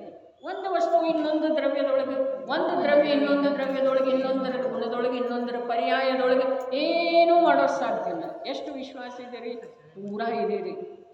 ಇದೇನಿಲ್ರಿ, ಒಂದು ದ್ರವ್ಯ ಇನ್ನೊಂದು ದ್ರವ್ಯದೊಳಗೆ ಏನಾದರೂ ಕಾರ್ಯ ಮಾಡ್ತಿದೆ ಅನ್ನೋದನ್ನು ನಾವು ಯಾವಾಗ ಒಪ್ಪೋದಿಲ್ರಿ. ಒಪ್ಪುತ್ತೇವೇನ್ರಿ? ಹೇಳ್ರಿ, ಒಪ್ಪೋದಿಲ್ಲ. ಆಗಮನ ವಚನದ ಮೇಲೆ ಅತ್ಯಂತ ದೃಢ ಶ್ರದ್ಧೆ ಇದೆ ರೀ. ಆದರೆ ಯಾವಾಗ ತಮ್ಮ ಮೇಲೆ ಬರ್ತಿದೆಯಲ್ಲ, ಆವಾಗ ಯಾರೇ ಹೇಳಿದ್ರೆ ಸಾಕ್ರೆ. ಈಗ ಮೊದಲ ಔಷಧ ತಗೊಳ್ರಿ. ನೀವು ಜೀವಂತಿದ್ರನ ಧರ್ಮ ಮಾಡೋದಲ್ಲ, ಪ್ರಾಯಶ್ಚಿತ್ತ ತಗೊಳ್ಳೋ ಮಾತು ನಂತರ. ನೀವು ಜೀವಂತಿದ್ರನ ಧರ್ಮ ಮಾಡೋದಲ್ಲ. ಮತ್ತು ಮನುಷ್ಯ ಜೀವನ ಯಾವಾಗ ಸಿಗ್ತಿದೆ? ಅದೇನು ಮತ್ತೆ ಸಿಗ್ತಿದೇನು? ಅದಕ್ಕೆ ಈ ಮನುಷ್ಯ ಜೀವನದ ಒಂದೊಂದು ಕ್ಷಣ ಬಹುಮೂಲ್ಯ ಇದೆ. ನಿಮಗೆ ಸಮ್ಯಕ್ ದರ್ಶನ ಮಾಡ್ಕೊಳ್ಳೋದಿದೇನಿಲ್ಲ, ಗುಳಿಗೆ ತಗೋ ಅಂಥೇಳಿ. ಈಗಿನ ಕಾಲದೊಳಗೆ ನಡೆಯುವುದಿಲ್ಲರಿ ಅಂಥೇಳಿ. ಯಾವುದೂ ಈಗ ಅಲಕ್ಷ್ಯ ಮಾಡಲಿಕ್ಕೆ ಬರುವುದಿಲ್ಲ ಅಂಥೇಳಿ ಹೇಳ್ತಾರೆ. ಆವಾಗ ಹಾಗೆ ಹೇಳೋರ್ದು ನಮಗೆ ಸರಿ ಅನ್ನಿಸ್ತಿದೆಯೋ ಅಥವಾ ನಾನು ಆಗಮದಿಂದ ಕೇಳಿ ಶ್ರದ್ಧೆ ಮಾಡಿ ಅದು ಸರಿ ಅನ್ನಿಸ್ತಿದ್ದೀರಿ? ದೃಢ ಯಾವುದರ ತೂಕ ಹೆಚ್ಚಾಗ್ತಿದ್ದೀರಿ? ಯಾವುದರದ್ದು ತೂಕ ಹೆಚ್ಚಾಗ್ತಿದೆ? ಅರೇ ನಾನು ಬದುಕಿದೆ, ಅರೇ ನನಗೆ ಸಾವಿಲ್ಲ ಅನ್ನೋದು ಸ್ವೀಕಾರ ಮಾಡಿದರೆ ಅಲ್ಲಿ ಕಲ್ಯಾಣವೇ ಇದೆ ರೀ. ಸಾವಿದೆ, ನೀವು ಬದುಕಿರಲ್ಲ, ಆತ್ಮ ಕಲ್ಯಾಣ ಆಗೋದಿಲ್ಲ. ನಿಮಗೆ ಸಮ್ಯಕ್ ದರ್ಶನ ಬೇಕೇನು ಬೇಡ? ಅರೇ ನನಗೆ ಸಮ್ಯಕ್ ದರ್ಶನದ ಅವಶ್ಯಕತೆ ಇಲ್ಲ. ಹಾಗಾದ್ರೆ ಮಿಥ್ಯಾದೃಷ್ಟಿನ ಒಳ್ಳೆಯವ. ಇದು ಉತ್ತರ ಕೊಡುವ ಮಾತಲ್ಲ, ತನಗೆ ತಾನೇ ಹೇಳ್ಕೊಳ್ಳೋದಿದ್ದೀರಿ. ನನಗೆ ಸಮ್ಯಕ್ ದರ್ಶನದ ಅವಶ್ಯಕತೆ ಇಲ್ಲ. ಯಾಕಿಲ್ಲ? ನಾನು ಹೇಳ್ತಾ ಇದ್ದೇನ್ರಿ, ನನ್ನ ಸಲುವಾಗಿ ಆ ಸಮಯದೊಳಗೆ ಹೇಳ್ಕೊಳ್ಳೋದಿದೆ. ನನಗೆ ಸಮ್ಯಕ್ ದರ್ಶನದ ಅವಶ್ಯಕತೆ ಇಲ್ಲ. ನಿಮ್ಗೆ ದುರ್ಮರಣ ಮಾಡೋದಿದೆಯಲ್ಲ, ನೀವು ಗುಳಿಗೆ ತಗೊಳ್ಳಿಲ್ಲ ಅಂತಂದ್ರೆ ಪ್ಯಾರಲೈಸಿಸ್ ಆಗ್ತಿದೆ, ಹಾಗಾಗ್ತಿದೆ, ಈಗಾಗ್ತಿದೆ, BP ಗುಳಿಗೆ ತಗೋಬೇಕು ಅಂತ ಹೇಳ್ತಾರೆ. ಆವಾಗ ನನಗೆ ಮರಣ ಇಲ್ಲ, ನನಗೆ ಪ್ಯಾರಲೈಸಿಸ್ ಆಗೋ ಮಾತಿಲ್ಲ, ನನಗೆ ಸಮ್ಯಕ್ ದರ್ಶನ ಬೇಕಾಗಿಲ್ಲ, ನನಗೆ ಸಮಾಧಿ ಮರಣ ಬೇಕಾಗಿಲ್ಲ. ಅರೆ ಬೋಧಿ ಲಾಭಂ ಸಮಾಧಿ ಮರಣಂ ಎಲ್ಲ ಹೇಳ್ತೇವಲ್ಲ, ಜನಗುಣ ಸಂಪತ್ತಿ ಹೇಳ್ತೇವೇನಿಲ್ರಿ? ಹಾಗಾದ್ರೆ ಅದೆಲ್ಲ ಬೇಡ. ಅದೆಲ್ಲ ಭಾವನೆ ಧರ್ಮಾತ್ಮಂದು ಇರ್ತಿದೆಯೋ ಅಥವಾ ಇಲ್ಲ? ಧರ್ಮಾತ್ಮಂದು ಇರ್ತಿದೆ, ಮಿಥ್ಯಾದೃಷ್ಟಿಂದ ಇರ್ತಿದ್ದೀರಿ? ಧರ್ಮಾತ್ಮಂದನೇ ಇರ್ತಿದೆ, ಧರ್ಮಾತ್ಮಂದು ಇರ್ತಿದೆ. ಆದರೆ ಒಂದು ಸಿದ್ಧಾಂತದ ಜೊತೆಗೆ ಹೊಂದಾಣಿಕೆ ಮಾಡಿಕೊಂಡ ಇನ್ನೊಂದು ಭಾವನೆಯನ್ನು ಅವನು ಪೋಷಣೆ ಮಾಡುವುದಿಲ್ಲ. ನನಗೆ ಸಮ್ಯಕ್ ದರ್ಶನ ಬೇಕಾಗಿಲ್ಲ. ಯಾಕೆ ಬೇಕಾಗಿಲ್ಲ? ಅರೇ ಸಮ್ಯಕ್ ದರ್ಶನ ಯಾವಾಗದ ತನ್ನ ಸ್ವ ಸಮಯದೊಳಗೆ ತನ್ನಷ್ಟಕ್ಕೆ ತಾನೇ ತನ್ನ ಷಟ್ಕಾರಕಗಳಿಂದ ಉದಿಸಿ ಬರುವಂಥ ಒಂದು ಸಮಯದ ಪರ್ಯಾಯ ಇದೆ. ನನಗೆ ಸಮ್ಯಕ್ ದರ್ಶನ ಬೇಕಾಗಿಲ್ಲ, ನನಗೆ ಸಮಾಧಿ ಮರಣ ಬೇಕಾಗಿಲ್ಲ. ನಾನು ತ್ರಿಕಾಲೇ ಶುದ್ಧ ಜ್ಞಾನ ದರ್ಶನ ಸ್ವಭಾವಿ ಚೈತನ್ಯ ಮಹಾತತ್ವ ಇದ್ದೇನೆ. ಇಷ್ಟು ನನ್ನ ಶ್ರದ್ಧೆಯೊಳಗೆ ಜ್ಞಾನದೊಳಗೆ ದೃಢ ಇದ್ದುಕೊಂಡು ನನ್ನ ದೇಹ ಈಗ ಬಿಟ್ಟು ಹೋದ್ರೆ ಹೋಗಲಿ. लाखों वर्षों तक जीवूया मृत्यु आज ही आ जावे ಹೇಳ್ತೇವ್ರಿ. ಬಹಳ ಒಳ್ಳೇದು ಅನ್ನಿಸ್ತಾವ ಅವೆಲ್ಲ ಪದಗಳು, ಪದಪುಂಜಗಳು. ಆದ್ರೆ ಲಾಖೋ ವರ್ಷ ಅಷ್ಟ ಸಾಮ್ಯ ಭಾವ, ಅಷ್ಟ ಸರಳ ಭಾವ ಇದೆ ಅಂದರೆ ಲಕ್ಷ್ಮೀ ಆವೇ ಯಾ ಜಾವೆ, ಬೇಕಾದ್ರೆ ಬರಲಿ, ಬೇಕಾದ್ರೆ ಹೊರಟು ಹೋಗಲಿ, ಲಕ್ಷಾಂತರ ವರ್ಷ ನಾನು ಬದುಕಲಿ, ಬೇಕಾದ್ರೆ ಮೃತ್ಯು ಈಗಲೇ ಬರಲಿ. ಅರೆ ಜಾತ್ಯಶ್ಯ ಮರಣಂ ಧ್ರುವಂ, ಕೊರೋನಾದ ಕಾಲದೊಳಗೆ ಆಗಿರುವ ಮಾತು ಹೋದ ವರ್ಷ ಅಷ್ಟಾನಿಕದಲ್ಲಿಯೂ ನಾನು ಇಲ್ಲಿ ಹೇಳಿದ್ದೇನೆ, ಮತ್ತೆ ಹೇಳುತ್ತೇನೆ. ಯಾಕಂದ್ರೆ ನನಗೆ ಆ ಮಾತಿನ ದೃಢತೆ ಸ್ವಯಂ ಮಾಡಿಕೊಳ್ಳೋದಿದೆ ರೀ. ಮರಣ ನಿಶ್ಚಿತ ಇದೆ, ಮರಣದ ಸಮಯ ನಿಶ್ಚಿತ ಇದೆ. ಅರೇ ಹುಟ್ಟಿದ ಒಮ್ಮೆ ಸಾಯವನ ಇದು ನಿಶ್ಚಿತ. ಯಾವಾಗ ಸಾಯವ? ಸಮಯ ಬಂದ ಮೇಲೆ ಸಾಯವ. ಸಮಯಕ್ಕಿಂತ ಮೊದಲು ಸಾಯೋ ಸಾಧ್ಯತೆ. ವಿಷ ಕುಡಿದ್ರೂ ಬದುಕ್ತಾರ್ರಿ, ಮೇಲಿಂದ ಬಿದ್ರೂ ಬದುಕ್ತಾರ್ರಿ, ಆಯುಷ್ ಇತ್ತು ಅಂತಂದ್ರೆ. ಮತ್ತು ವಿಷ ಕುಡಿಬೇಕಾಗಿಲ್ಲ, ಔಷಧ ಕುಡಿಸ್ತಾ ಇರೋಳದೊಳಗೂ ಸಾಯ್ತಾರೆ. ಅರ್ಥಾತ್ ಮರಣ ನಿಶ್ಚಿತ್, ಮರಣದ ಸಮಯ ನಿಶ್ಚಿತ್, ಮರಣದ ನಿಮಿತ್ತ ನಿಶ್ಚಿತ್. ನಿಮಿತ್ತ ಇದ್ದೇ ಇರ್ತಿದೆ, ನಿಮಿತ್ತ ಇಲ್ಲದ ಕಾರ್ಯ ಆಗುವುದನೇ ಇಲ್ಲ.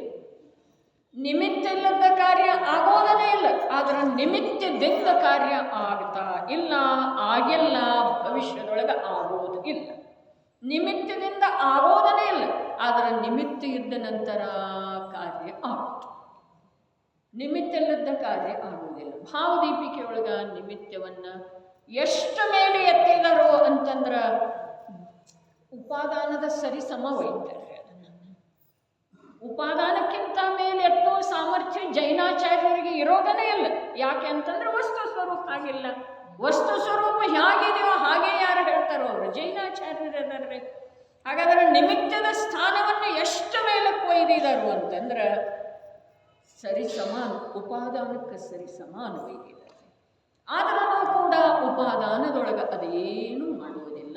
ಉಪಾದಾನಕ್ಕೆ ಸ್ವಲ್ಪ ಸಪೋರ್ಟ್ ಮಾಡೋದಿಲ್ಲರಿ. ಅದ ಉಪಾದಾನದ ಕ್ಷೇತ್ರ ಬೇರೆ, ನಿಮಿತ್ತದ ಕ್ಷೇತ್ರ ಬೇರೆ. ಅದೇ ಅಲ್ಲಿ ಹೇಳಿದರು, ಉಪಾದಾನ ಅರ್ಥಾತ್ ವಸ್ತುವಿನಲ್ಲೇ ಕಾರ್ಯ ಮಾಡುವಂಥ ಸಾಮರ್ಥ್ಯ, ನಿಮಿತ್ತ ಅರ್ಥಾತ್ ಪರ ಸಂಯೋಗ. ಸಂಯೋಗ ಏನು ಮಾಡ್ತಿದ್ದಾರೆ? ಸಂಯೋಗ ಶಬ್ದದ ಬಿಡಿಸಿ ಹೇಳಿದ್ದನ್ನ ಸಂಧಿ ಸಂಯೋಗ, ಜೊತೆಯಲ್ಲಿ ಇರುವಂಥದ್ದು. ಅರೆ ಜೊತೆಯಲ್ಲಿ ಮಿತ್ರ ಇದ್ದ ನಂತರ ರಸ್ತೆ ಬೆಟ್ಟ ಹತ್ತೋದ್ರೊಳಗೆ ಆಯಾಸನ ಆಗೋದಿಲ್ಲ. ಸಾಧರ್ಮಿ ಇದ್ದ ನಂತರ, ಧರ್ಮ ಭಾವನೆ ಇದ್ದ ನಂತರ ಆದ್ರೆ ಆಯಾಸ ಆಗುವುದಿಲ್ಲ. ಈ ಮಾತು ಸತ್ಯ ಇದ್ರೂ ಆ ಆಯಾಸವನ್ನು ಸ್ವಲ್ಪ ಆ ಮಿತ್ರ ತಗೊಳ್ತಾನೆ, ಆ ಧರ್ಮ ಭಾವನೆ ತಗೊಳ್ತಿದೆ. ಈಗ ಮಾತನ್ನ ಇಲ್ರಿ. ಅದಕ್ಕೆ ಉಪಾದಾನದ ಸ್ಥಾನ ಏನಿದೆ? ಉಪಾದಾನ ಯಾವುದಕ್ಕಂದ್ರೂ ವಸ್ತುವಿನಲ್ಲೇ ಕಾರ್ಯ ಆಗುವಂಥ ಯಾವ ಸಾಮರ್ಥ್ಯ ಇದೆಯಲ್ಲ ಅದು ಉಪಾದಾನ ಇದೆ. ನಿಮಿತ್ತ ಅರ್ಥಾತ್ ಯಾವುದು ಪರ ಇದೆ, ಸಂಯೋಗ ಮಾತ್ರ ಇದೆ, ಅದು ಉಪಾದಾನ. ಇದು ನಿಮಿತ್ತ ಇದೆ. ನಿಮಿತ್ತದಿಂದ ಕಾರ್ಯ ಆಗುವುದಿಲ್ಲ, ಆದರೆ ನಿಮಿತ್ತ ಇಲ್ಲದ ಕಾರ್ಯ ಆಗುವುದಿಲ್ಲ. ನಿಮಿತ್ತದಿಂದ ಕಾರ್ಯ ಆಗಬೇಕಾದ್ರೆ ಮರೀಚಿಗೆ ವೃಷಭದೇವರ ಉಪದೇಶದಿಂದ ಆತ್ಮಾನುಭೂತಿ ರತ್ನತ್ರಯ ರೂಪದ ಮೋಕ್ಷ ಮಾರ್ಗ ಲಭಿಸಬೇಕಾಗಿತ್ತು. ನಿಮಿತ್ತ ಇಲ್ಲದ ಕಾರ್ಯ ಆಗ್ತಿತ್ತು ಅಂತಂದ್ರೆ ಈರುವರ ಚಾರಣ ಮುನಿಗಳು ಬರುವ ಅವಶ್ಯಕತೆನೇ ಇರಲಿಲ್ಲ. ಹೇಳ್ರಿ, ಈಗ ನಿಮಿತ್ತದಿಂದ ಕಾರ್ಯ ಆಯಿತು ಅಥವಾ ಇಲ್ಲ? ಇಲ್ಲ. ನಿಮಿತ್ತ ಇಲ್ಲದ ಕಾರ್ಯ ಆಯ್ತನ? ಇಲ್ಲ. ಅದಕ್ಕೆ ಅವು ಎರಡರ ಸಂಧಿ ಏನಿದೆ, ಅವು ಎರಡರ ಸಂಧಿಯನ್ನು ನಮಗೆ, ಅವು ಎರಡರ ಸಂಧಿ ಅರ್ಥಾತ್ ಭಿನ್ನತೆ, ಭಿನ್ನ ಇರುವೆಳದೊಳಗೂ ಕೂಡ ಅವು ಜೊತೆಯಲ್ಲಿ. ಇದನ್ನು ವಾಸ್ತವಿಕವಾಗಿ ತಿಳ್ಕೊಳ್ಳೋದಕ್ಕೆ ಸಮ್ಯಕ್ ದರ್ಶನ ಅಂತಾರೆ. ಇಲ್ಲೇನು ಹೇಳ್ತಾ ಇದ್ದಾರೆ ನಡೆದು, ಅವರಿಬ್ಬರು ತಮ್ಮ ತಮ್ಮ ಕ್ರಿಯೆಯಲ್ಲಿ ಮಗ್ನರಿದ್ದಾರೆ. ಅವರು ಒಂದು ಮುಖ್ಯ ಶಬ್ದ ಇದೆ, ಏನ? ಮಿಥ್ಯಾತ್ವದ ಕಾರಣ. ಮಿಥ್ಯಾತ್ವ ಅವರಲ್ಲೇ ಇರುವುದರಿಂದ ಅವರಿಗೆ ಅನ್ನಿಸ್ತಿದೆ ಏನ? ಶುಭ ಕರ್ಮವು ಒಳ್ಳೆಯದಿದೆ. ಶುಭ ಕರ್ಮ ಮಾಡುವುದರ ನಿಷೇಧ ಯಾವ ಜೈನಾಚಾರ್ಯರು ಮಾಡಲಿಲ್ಲ. ಸ್ವಯಂ ಶುಭ ಕಾರ್ಯದೊಳಗನ ತತ್ಪರ ಇದ್ರಲ್ಲ. ಮತ್ತು ವ್ಯವಹಾರ ದುವಿಹಂಪಿ ಮೋಕ್ಷ ಮಗ್ಗೋ ಅಂಥೇಳಿ ಹೇಳಿದರು ಭಗವಾನ್ ಕುಂದದೇವ. ದುವಿಹಂಪಿ ಮೋಕ್ಷ ಮಗ್ಗೋ, ಎರಡೂ ಇರುವುದು ಮೋಕ್ಷ ಮಾರ್ಗ. ನೋಡ್ರಿ, ಈಗ ತಾವು ಹೇಳ್ರಿ, ಇಲ್ಲೇನು ಹೇಳಿದಾರಲ್ಲ, ವ್ರತ, ಶೀಲ, ದಯೆ, ಸಂಯಮ, ಇದು ಮೋಕ್ಷ ಮಾರ್ಗ ಇದೇನಿಲ್ರಿ? ಇದೇನಿಲ್ಲ, ಇದೆ ಮೋಕ್ಷ ಮಾರ್ಗ. ದಯೆ, ದಾನ, ವ್ರತ, ಶೀಲಾದಿ ಮೋಕ್ಷ ಮಾರ್ಗೇನ ಅಲ್ಲ. ಹಾಗಾದ್ರೆ ಈ ಎರಡರ ವಾಕ್ಯ, ಎರಡೂ ವಾಕ್ಯದೊಳಗಿರುವಂಥ ಸತ್ಯವನ್ನ ತಿಳ್ಕೊಳ್ಳುವಂಥದ್ದು ಯೋಗ್ಯತೆ ಬೇಕು. ದಯೆ, ದಾನ, ವ್ರತ, ಶೀಲ, ಸಂಯಮ ಇವು ಮೋಕ್ಷ ಮಾರ್ಗ ಹೌದು ಅಥವಾ ಇಲ್ಲ? ಹೌದು. ಇವೆಲ್ಲದ ಮೋಕ್ಷ ಮಾರ್ಗ ಎಲ್ಲಿರ್ತಿದ್ದೀರಿ? ಇರೋದೇನೇ ಇಲ್ಲ. ಹಾಗಾದ್ರೆ ದಯೆಯಿಂದ, ಶೀಲಪಾಲನೆಯಿಂದ, ವ್ರತಾಚರಣೆಯಿಂದ, ಸಂಯಮದ ಅಂಗೀಕಾರ ಮಾಡುವುದರಿಂದ ಮೋಕ್ಷ ಆಗ್ತಿದೆ ಏನ್ರಿ? ಇಲ್ಲ. ಆತ್ಮಸ್ಥಿರತೆಯಿಂದ ಮೋಕ್ಷ ಆಗ್ತಿದೆ. ಆದ್ರೆ ಆತ್ಮನ ಅನುಭೂತಿ, ಆತ್ಮಸ್ಥಿರತೆ ಒಳಗೆ ನಡೆದಿರುವೆಳದೊಳಗ ಭೋಗದೊಳಗ ಪ್ರವೃತ್ತಿ, ರಾಜ್ಯ ವಿಸ್ತಾರದೊಳಗ ಕಾರ್ಯ ಅವನು ಇರೋದನ್ನೇ ಇಲ್ರಿ. ಅವನ ಕಾರ್ಯ ಹೇಗಿರ್ತಿದೆ?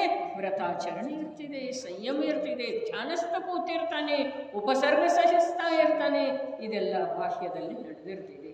ಅದಕ್ಕೆ ದುವಿಹಂಪಿ ಮೋಕ್ಷ ಮಗ್ಗೋ, ಎರಡೂ ಮೋಕ್ಷ ಮಾರ್ಗ, ಎರಡೂ ಮೋಕ್ಷ ಮಾರ್ಗದ. ಆದರೆ ಒಂದು ವ್ಯವಹಾರ ಇದೆ, ಒಂದು ನಿಶ್ಚಯ ಇದೆ. ಒಂದು ಜೊತೆಯಲ್ಲಿರ್ತಿದೆ, ಒಂದು ಪ್ರತ್ಯಕ್ಷ ಮೋಕ್ಷ ಮಾರ್ಗ. ಮಿಥ್ಯಾತ್ವದ ಕಾರಣ ಶುಭ ಕರ್ಮವು ಒಳ್ಳೆಯದಿದೆ ಮತ್ತು ಅಶುಭ ಕರ್ಮವು ಕೆಟ್ಟದ್ದಿದೆ ಎಂದು ಮನ್ನಿಸುತ್ತಾರೆ.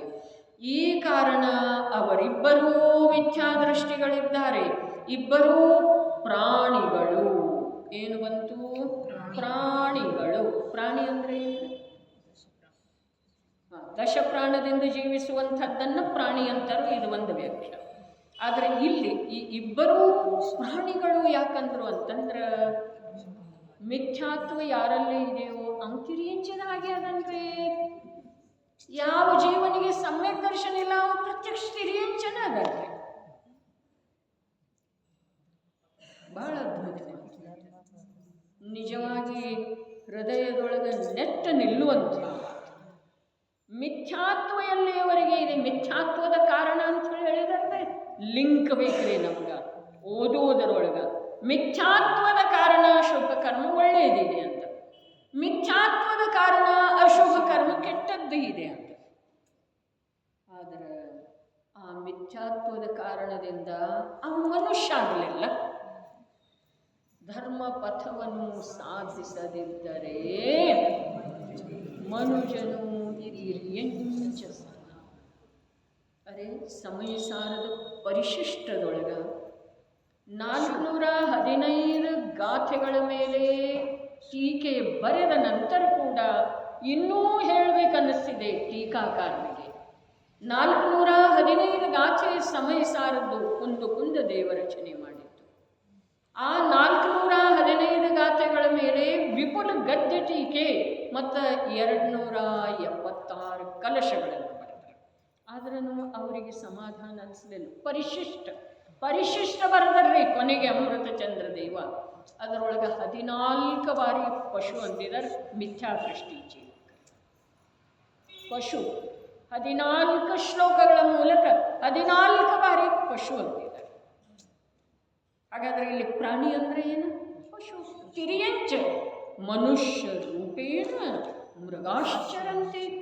ರೂಪ ಯಾರದಿದೆ? ಮನುಷ್ಯನಿದೆ. ಒಳಗಡೆ ಹೇಗಿದ್ದಾನವ? ಮೃಗದ ಹಾಗೆ ಇದ್ದಾನೆ.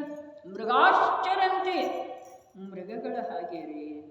ಮಿಥ್ಯಾ ಮನ್ನನೆ ಎಲ್ಲಿಯವರೆಗೆ ಹೋಗುವುದಿಲ್ಲ ಅಲ್ಲಿಯವರೆಗೆ ಮಿಥ್ಯಾತ್ವದ ಛೇದ ಜ್ಞಾನ ರೂಪದ ಸಮ್ಯಜ್ಞಾನದ ಶಸ್ತ್ರದಿಂದ ಎಲ್ಲಿಯವರೆಗೆ ಈ ಜೀವ ಮಾಡುವುದಿಲ್ಲ ಅಲ್ಲಿಯವರೆಗೆ ವ್ರತ ಸಂಯಮ ಶೀಲ ಅವುಗಳನ್ನು ಧರ್ಮ ಅಂಥೇಳಿ ನಂಬಿ ಅದರಲ್ಲೇ ಏನು ಮಗ್ನ ಇರ್ತಾನೆ, ಅದನ್ನು ಚಾಚೂ ತಪ್ಪದೆ ಸ್ವಲ್ಪ ಕೂಡ ಅದರೊಳಗೆ ಅತಿಚಾರ ದೋಷ ಬರದೇ ಇರುವ ಹಾಗೆ ಪಾಲನೆ ಮಾಡ್ತಾ ಇರ್ತಾನಲ್ಲ, ಅವನು ಪಶು. ಅದನ್ನು ಲಕ್ಷ್ಯ ಮಿಥ್ಯಾತ್ವದ ಛೇದ ಮಾಡುವುದರ ಕಡೆಗೆ ಇಲ್ಲ, ಮಗ್ನ ವ್ರತದೊಳಗದಂತೆ.